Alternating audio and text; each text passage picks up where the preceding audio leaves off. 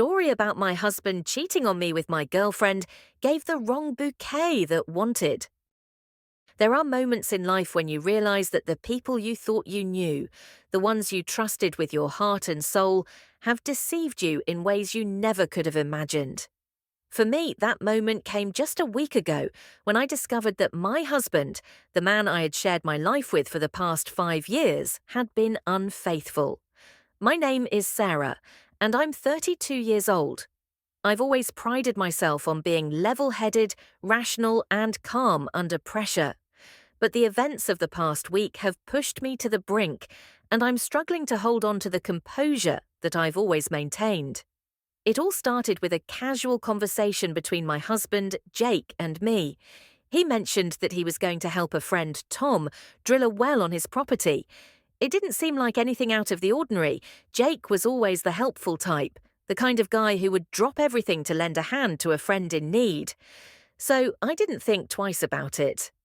That evening, he came home late, covered in dirt and sweat, complaining about how exhausting the day had been. I made him dinner, listened to his stories about the well, and we went to bed like any other night. But something felt off, though I couldn't quite put my finger on it. A week later, I found myself sitting in a sterile doctor's office, waiting for the results of a routine checkup. When the doctor walked in, his expression was one of concern. He told me that I had contracted a venereal infection, one that could only be transmitted through sexual contact. I was stunned, speechless. My mind raced, trying to figure out how this could have happened. I hadn't been with anyone other than Jake, and I knew he wouldn't have. But then the pieces started to fall into place. The late nights, the strange excuses, the subtle changes in his behavior. It all made sense now. Jake had been cheating on me, and the final gut-wrenching blow. The woman he had been sleeping with was none other than my best friend, Emily. It felt like the floor had dropped out from under me. Emily and I had been inseparable for years. She was the one person I confided in, the one who had been there for me through thick and thin, and now she had betrayed me in the worst possible way. The doctor, seeing the shock on my face, gently suggested that I should talk to Jake. He didn't need to tell me twice. I left the office, my mind reeling, my heart pounding in my chest. I had no idea what I was going to say to Jake, but I knew I couldn't keep this to myself. When I got home, Jake was sitting on the couch, a beer in hand, watching TV. I stood in the doorway, staring at him, trying to summon the courage to confront him. "Sarah, is everything okay?" he asked, noticing my expression. "Jake, we need to talk," I said, my voice trembling. "I just got back from the doctor." His face paled. He knew what was coming. "I know about you and Emily," I continued, my voice growing stronger as the anger began to build within me. "I know you've been sleeping with her." Jake's eyes widened in shock, and he immediately went on the defensive. "Sarah, it's not what you think. Don't you dare lie to me," I shouted, cutting him off. "I trusted you, Jake. I trusted both of you. And now I'm dealing with the consequences of your betrayal." He was silent for a moment, his gaze dropping to the floor. "I'm sorry," he finally muttered. "I didn't mean for this to happen." "Didn't mean for this to happen," I repeated, incredulous. "You've been sneaking around behind my back, lying to me, and now you're sorry." Jake looked up at me, his eyes filled with desperation. "Sarah, please, I made a mistake, a terrible mistake, but I don't want to lose you. I love you." "Love," I scoffed, the word bitter on my tongue. "You don't get to talk about love, Jake, not after what you've done." He reached out for me, but I stepped back, shaking my head. "I can't do this anymore, Jake.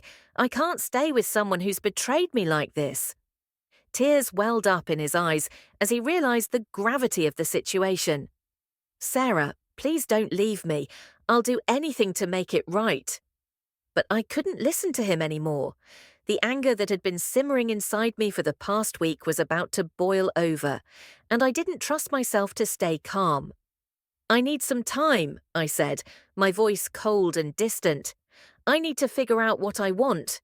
And with that I turned and walked out of the house, leaving Jake behind to wallow in the mess he had created. After leaving Jake, I drove aimlessly around the city, my mind racing with thoughts of revenge. How could he do this to me? How could Emily, of all people, betray me like that?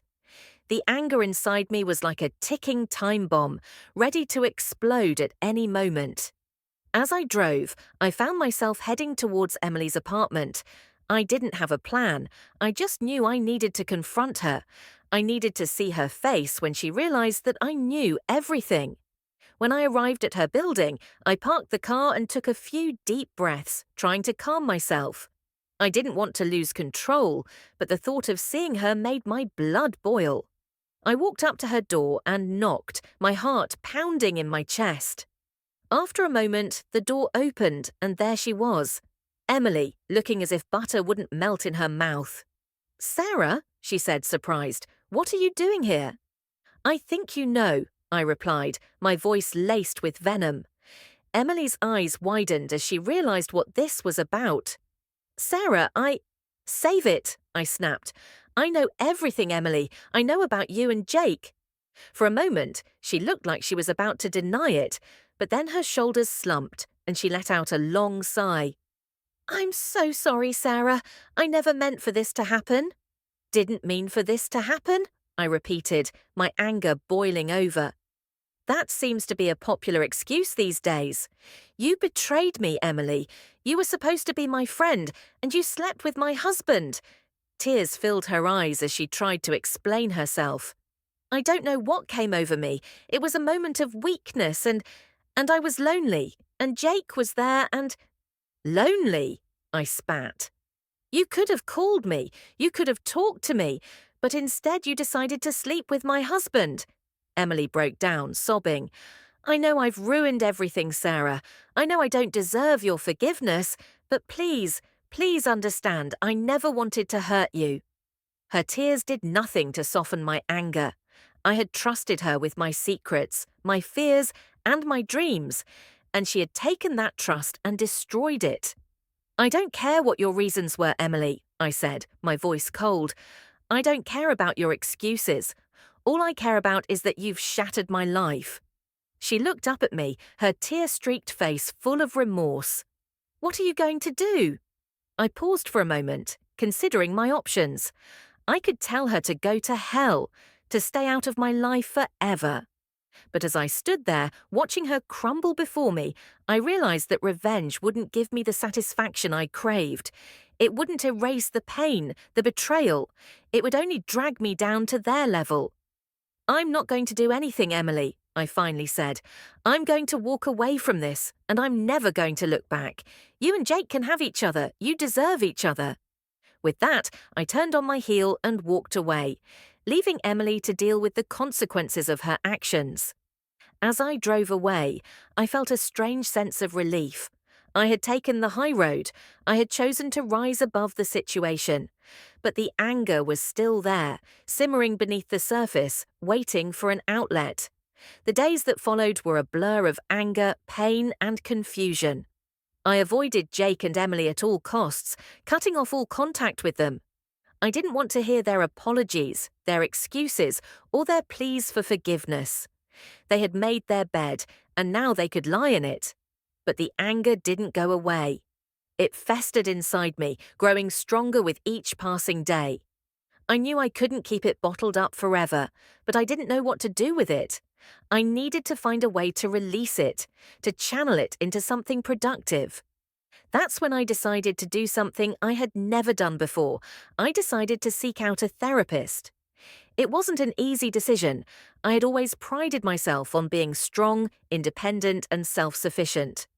But this situation was too much for me to handle on my own, and I knew I needed help. I found a therapist named Dr. Jenkins, a calm and empathetic woman in her late 40s. She listened to my story without judgment, allowing me to vent my anger and frustration in a safe space. It was a relief to have someone to talk to, someone who could help me process my emotions and guide me towards healing. "Sarah," Dr. Jenkins said during one session, "it's important to acknowledge the pain you're feeling, But it's equally important to find a way to move forward. Holding on to anger and resentment will only harm you in the long run. I know, I replied, my voice filled with bitterness. But I don't know how to let go. Every time I think about what they did, it makes me want to scream. Dr. Jenkins nodded.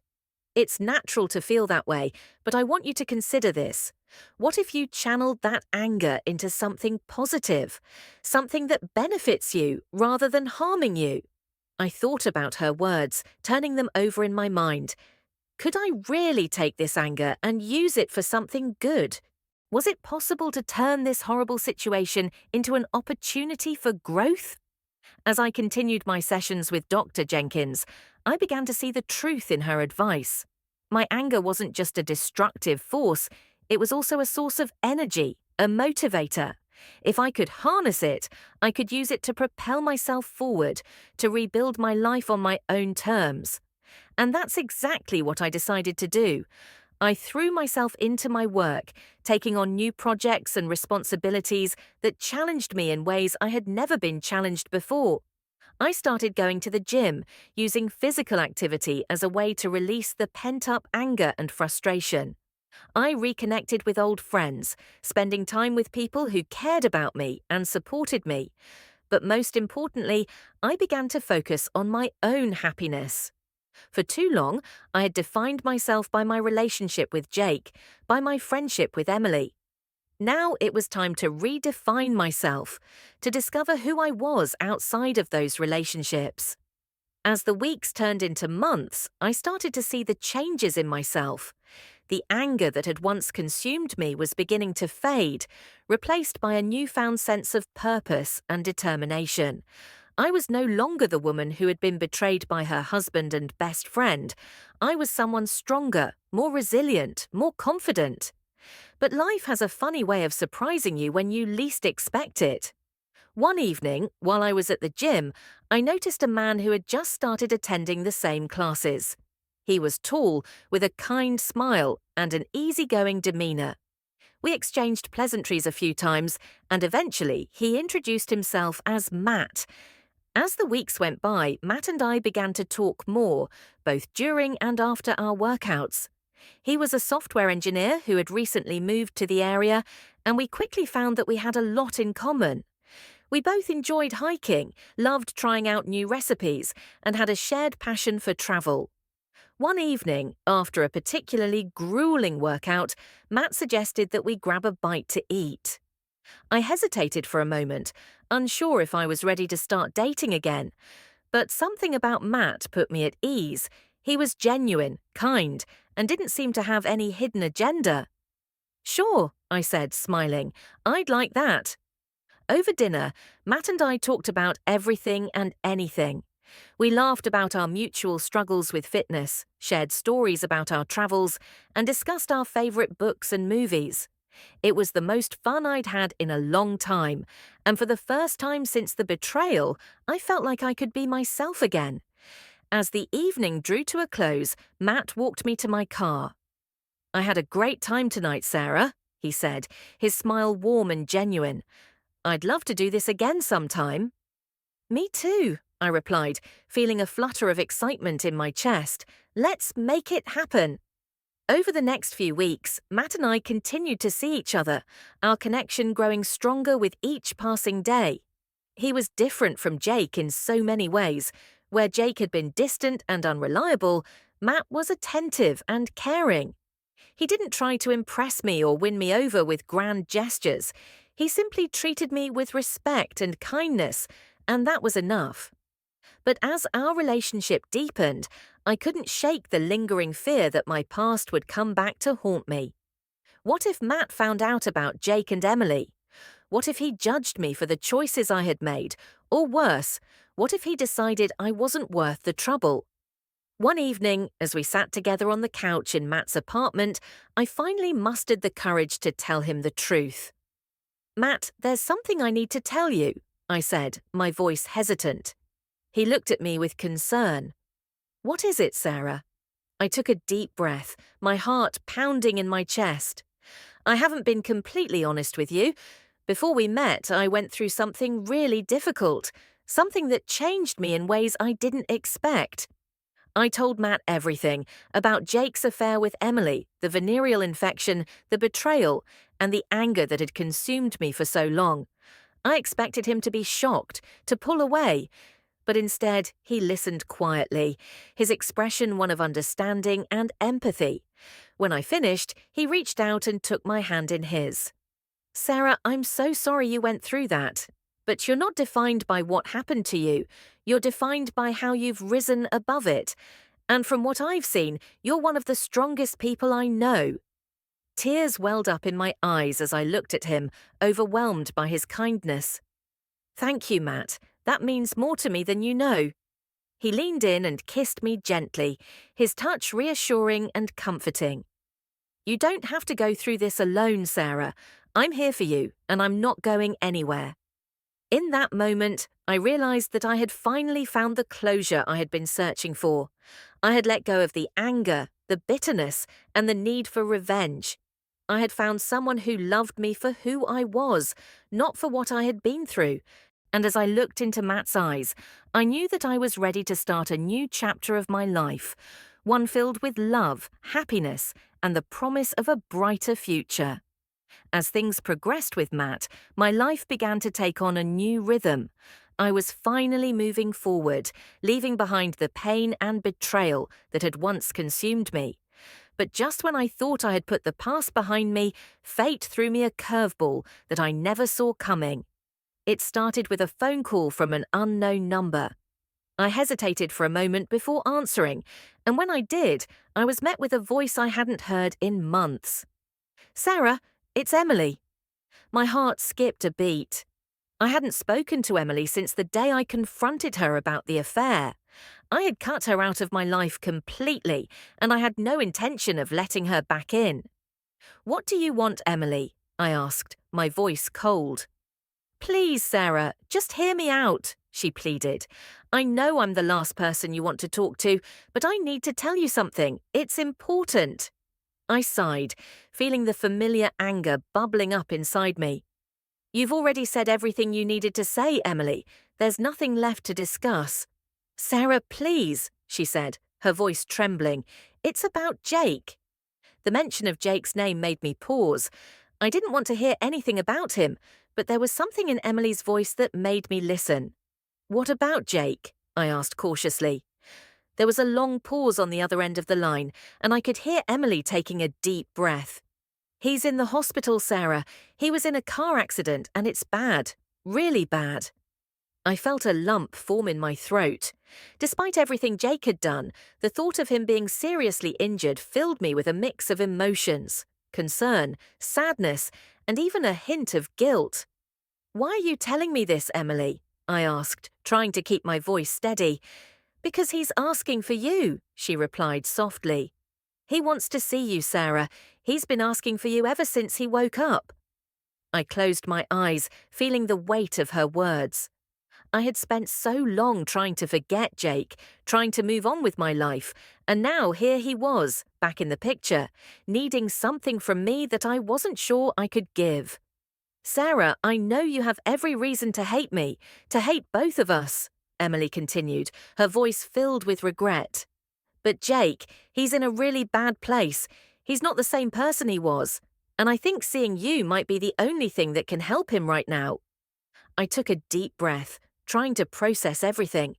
Part of me wanted to hang up the phone, to leave Jake and Emily in the past where they belonged. But another part of me, the part that still cared, despite everything, couldn't ignore the plea in Emily's voice. "Fine," I finally said, my voice barely above a whisper. "I'll come to the hospital, but this doesn't change anything, Emily. Once I see him, that's it. I'm done." "Thank you, Sarah," Emily said, relief evident in her voice. "I'll text you the details." As I hung up the phone, I couldn't help but wonder what I was getting myself into. I had spent so long trying to move on, and now I was about to step back into the world I had fought so hard to leave behind. But as much as I didn't want to admit it, there was a part of me that needed closure. Closure that I hadn't been able to find on my own. And maybe, just maybe, this was the final step in letting go of the past for good. When I arrived at the hospital, I felt a knot of anxiety in my stomach. The sterile smell of the hospital, the beeping machines, the somber faces of the staff, all of it brought back memories I had tried to forget. The nurse at the front desk directed me to Jake's room, and as I walked down the hallway, I could feel my heart pounding in my chest. I wasn't sure what I would find or how I would react when I saw him. When I reached the door to his room, I paused for a moment, taking a deep breath before pushing it open. Jake was lying in the hospital bed, hooked up to various machines. His face was pale, and there were bandages on his arms and head. He looked fragile, a far cry from the man I had once known. He turned his head when he heard me enter, and for a moment there was a flicker of something in his eyes, relief, maybe even gratitude. "Sarah," he said, his voice weak. I stood by the door, unsure of what to say. Seeing him like this was harder than I had anticipated. He looked so vulnerable, so unlike the man who had betrayed me. "Emily told me what happened," I finally said, my voice cold. "Why did you want to see me, Jake?" He closed his eyes, taking a shaky breath. "I know I don't deserve your forgiveness, Sarah. I know I've hurt you in ways that I can't ever make right, but I couldn't let things end like this. I couldn't let you go without telling you how sorry I am." I crossed my arms, trying to keep my emotions in check. "Jake, I've already moved on. I've started a new life. Why do you think anything you say now would change what happened?" He looked at me with tears in his eyes. "Because I can't live with the guilt, Sarah. Every day since you left, I've been haunted by what I did. I lost you, and I lost myself in the process. I don't expect you to take me back, but I need you to know that I'm sorry. Truly, deeply sorry." There was a long silence as I absorbed his words. Part of me wanted to forgive him, to let go of the anger and pain that had consumed me for so long. But another part of me, the part that had been so deeply wounded, couldn't forget what he had done. "I appreciate your apology, Jake," I said, my voice softening, "but I can't give you what you're looking for. I've moved on, and I've found someone who loves me for who I am. I don't need closure from you. I've already found it in myself." Jake nodded, tears streaming down his face. "I understand, Sarah. I'm glad you found happiness. I needed to say it." I turned to leave, but before I walked out the door, I looked back at him one last time. "I hope you find peace, Jake. I really do." As I walked out of the hospital, I felt a sense of finality wash over me. I had faced my past, confronted the demons that had haunted me, and I had come out stronger on the other side. When I got home, Matt was waiting for me, concern etched on his face. "How did it go?" he asked, wrapping me in a comforting embrace. I smiled, feeling a sense of warmth and love that I hadn't felt in a long time. "It went exactly as it needed to," I replied, "and now I'm ready to leave the past behind." And with that, I knew that I had finally closed the chapter on Jake and Emily. I was free, free to live my life on my own terms, free to love and be loved, and free to embrace the future with open arms.